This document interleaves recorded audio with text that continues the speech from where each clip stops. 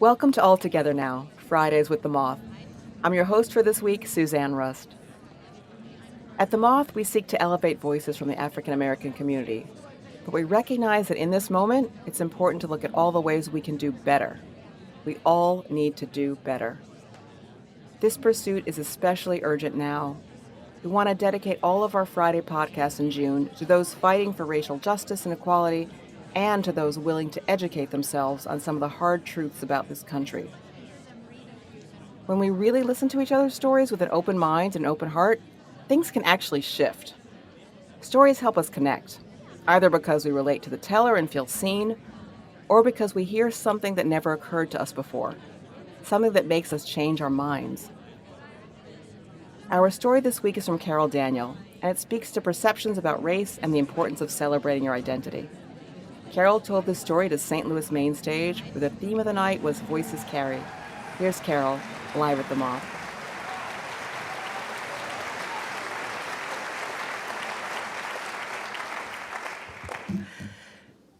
So I was a junior in college when I got my first paying job in my field on the radio.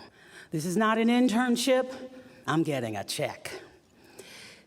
It was a country and western radio station. And my job, though it was only on the weekends, was to play the top country hits of the week each Sunday. It actually came on an album, pre-recorded. So I had to take it out of the sleeve and put it on the turntable just so, and put the needle down on side one, caring not to scratch it, and then let part one play. My moment is coming now. Yes, all the training, it's coming now. When side one would end, I had to lift the needle. And here's my moment. I get to read the weather live for Jefferson City, Missouri.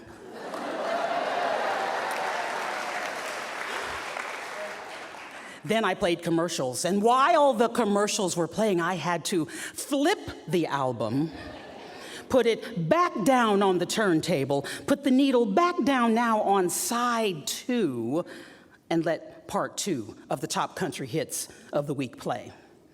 You know, when you're getting a degree in communications or broadcasting, they teach you all kinds of stuff, but they do not teach you how to flip an album in record time before the commercial break ends. My career would eventually bring me here to St. Louis. It's the largest market I had ever been in. I was excited and I was nervous. And so I am trying to get to know the community. And so I'm going to every fundraiser and every event I can think of. And after one of those events, I promise you it was actually here at the Sheldon in St. Louis, Missouri, a young man approached me outside on the sidewalk. He was black, and he said to me, "I knew you were black." Now,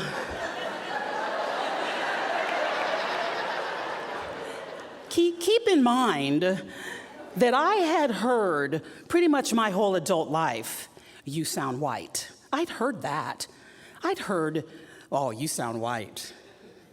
You sound like a white girl." I'd heard that. But I had never, ever heard, "I knew you were black." So he tells me about this debate, apparently, that had been going on in St. Louis when I first started here. People told him, "Oh, no, she's white, man. She's white. She sounds white. She's white." And he convinced, having never met me, that I was black. Well, as it turns out, he was right. I am black. But this whole debate sort of messed with my head a little bit. I thought, here I am, major market, fantastic job of my dreams. And people still don't know who I am, all of who I am. So I hatch this secret plan, this mission. I didn't tell anybody about it. I am going to start dropping hints on the air. So people will know who I am. And so my first hint is me discussing an article I'd read in Essence magazine. Anybody? Essence? Yes, you get it? Essence magazine, of course, targets African American women, and so I think surely now they know. They gotta know now. Debate put to arrest. So I am now all about town, and people are beginning to recognize me just from my voice. I'm at the grocery store, I'm chasing my kids at the St. Louis Zoo, yelling at them. People are recognizing my voice. I'm gonna drop another hint on the air. I'm enjoying the secret mission. And so I describe trying to make my mother's collard greens. Boom. They gotta know. They got to know now that I'm a black woman. One day at one of these many events, an education panel discussion, after it's over, I'm in a small group of people and we are talking. And an older white gentleman walks up to me and he says, "You speak well for your people." I could feel what you just said. I could feel it in my stomach rising to my heart, to my throat. And I said to him, well, what people are you referring to? Now, I knew what he meant. We all know what he meant. But I wanted him to say it out of his own mouth. I wanted him to say it. And he said it. You know, black people. So now it's really gurgling. It is threatening to come spewing out of my mouth. I am embarrassed because people are standing around and they're hearing this, and I'm angry. How dare he diminish me? And I'm indignant even. And before I could say another word, he says to me, "Have you had any training?" She said. Well, I said, "Nope." My father speaks this way, my mother speaks this way, and they're from Mississippi. My siblings all speak this way. God-given talent. No training, no classes, none of that. Just little old me.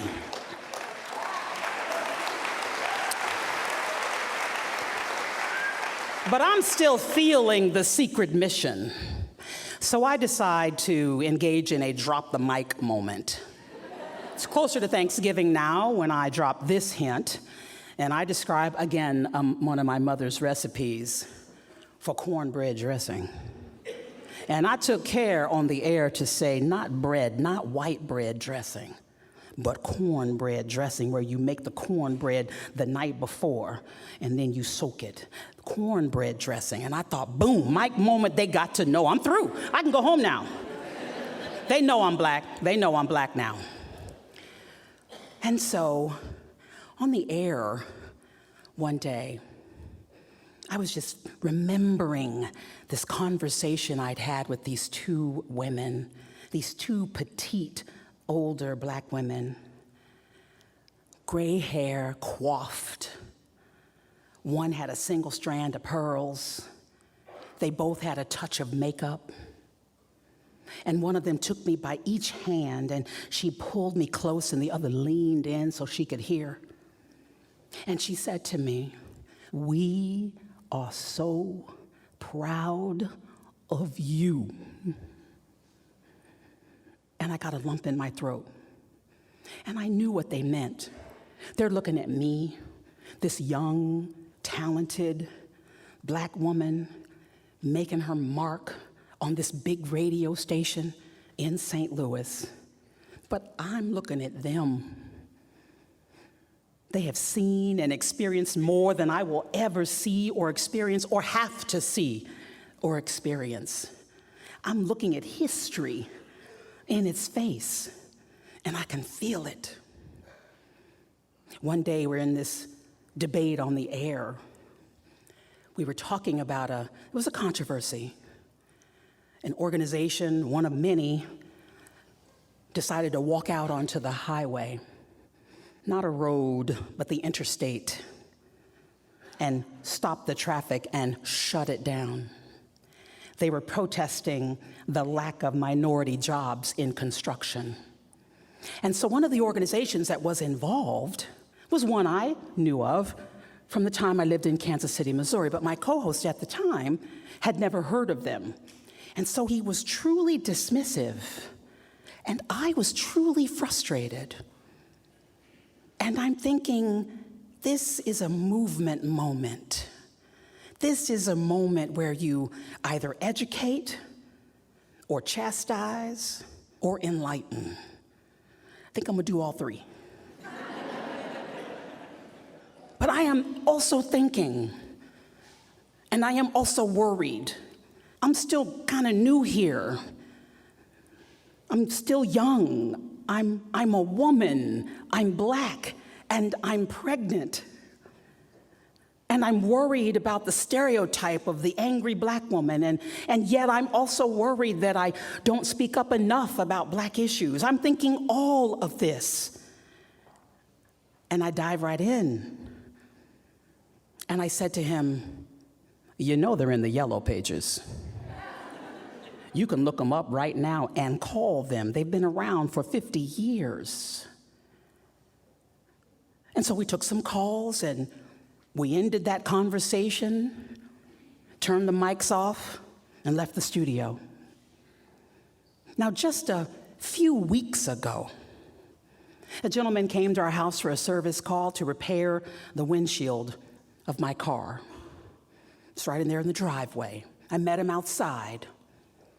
And he said to me, you know, I have a friend who lives over here, and he told me that that news lady lives over here. Do you know her? And I said, pausing, feeling pride and trepidation. And I said, well, I am that woman. You are? I'm Carol Daniel. And there it is again. He's looking at me. He's sizing me up. He sized me up in my driveway. And I thought, did he think I was white? Is he surprised now to find that I'm Black? And I thought, apparently the debate is still there in some form or fashion. I am not at all sure I can ever really do anything about it. There's a lot more at stake. There's a lot more to juggle in my life. There's a lot more weight in my life. I just try to not let it weigh me down. But this I know, I deserve to be here. I deserve this job. And I don't have this job because I sound white. I have this job because I am good at what I do. Thank you.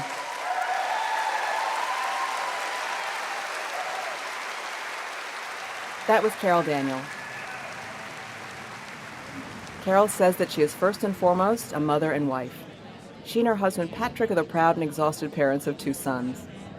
Carol has been with KMOX, the voice of St. Louis, since 1995, and she's been widely recognized for her work on air and in the community. In her career, she's also been a campaign organizer, an award-winning newspaper columnist, and a substitute teacher. Carol's first book, All I Ever Wanted, Relationships, Marriage, Family, is out now.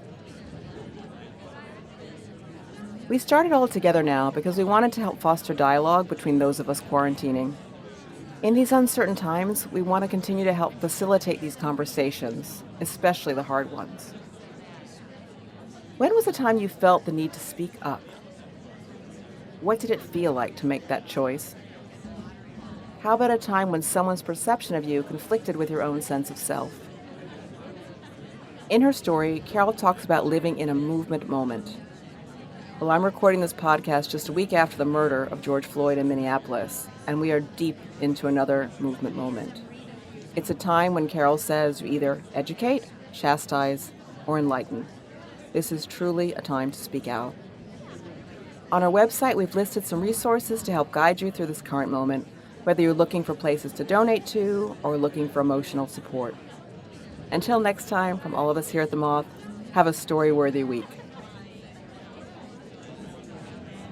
Suzanne Rust is The Moth's senior curatorial producer, editor of the Moth Review interview series, and one of the hosts of the Moth's Friday podcast. In addition to finding new voices and fresh stories for the Moth stage, Suzanne creates playlists and helps curate special storytelling events.